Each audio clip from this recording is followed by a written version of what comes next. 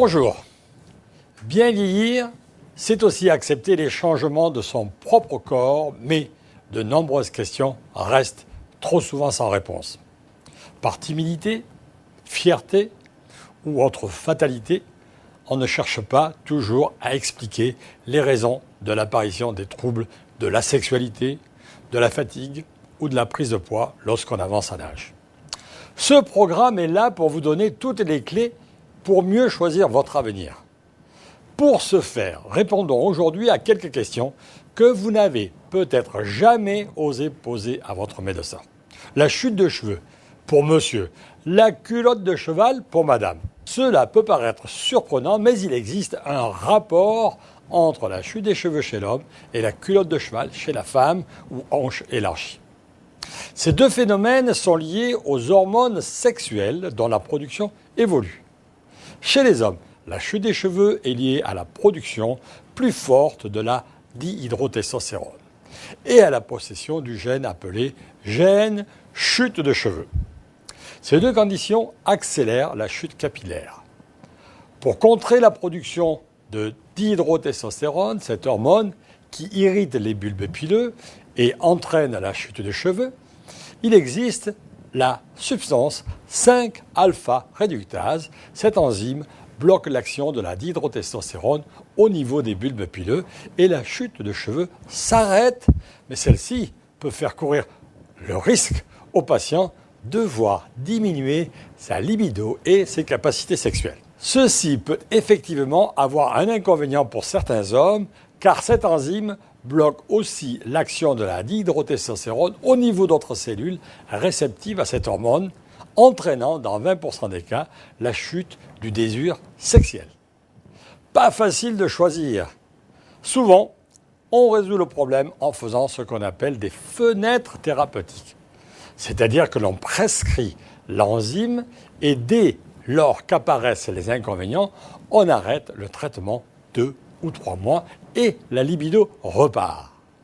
Ainsi de suite, le médecin et le patient décident ensemble.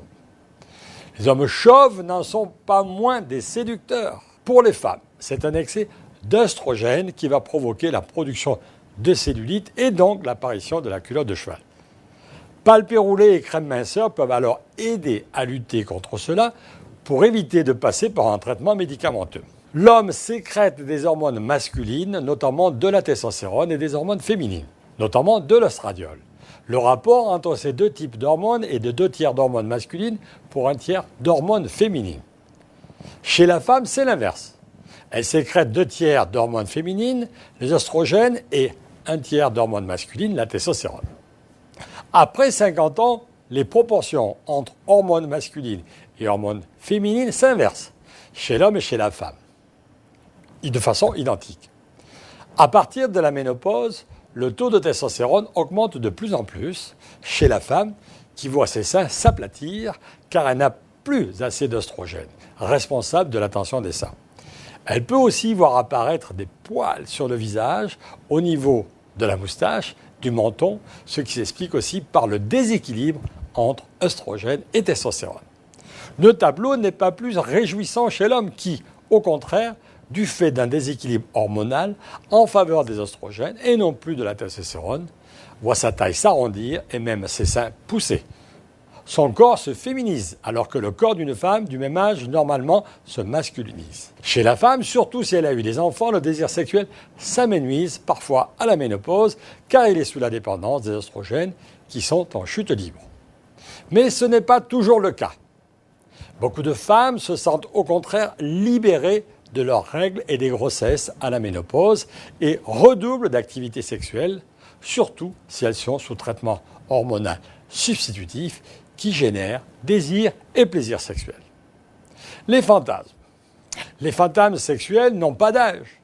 Ils dépendent de l'érotisation du cerveau, sous l'influence de la testostérone pour l'homme et des oestrogènes chez la femme. Si vous n'avez plus de fantasmes sexuels, c'est sans doute que vous manquez d'hormones sexuelles dans votre corps et donc dans votre cerveau. C'est un des signes de l'andropause et de la ménopause. Les fantasmes sexuels correspondent à un cerveau érotique. Il est normal d'en avoir à 60 ans et même au-delà. Ce qui n'est pas normal, c'est de ne pas savoir les gérer. Car tout fantasme doit être géré, réfréné par les mécanismes du cerveau qui nous disent de faire ou de ne pas faire. La maîtrise de vos fantasmes est donc un bon indicateur de votre niveau de production d'hormones sexuelles. Œstrogène et testostérone en particulier.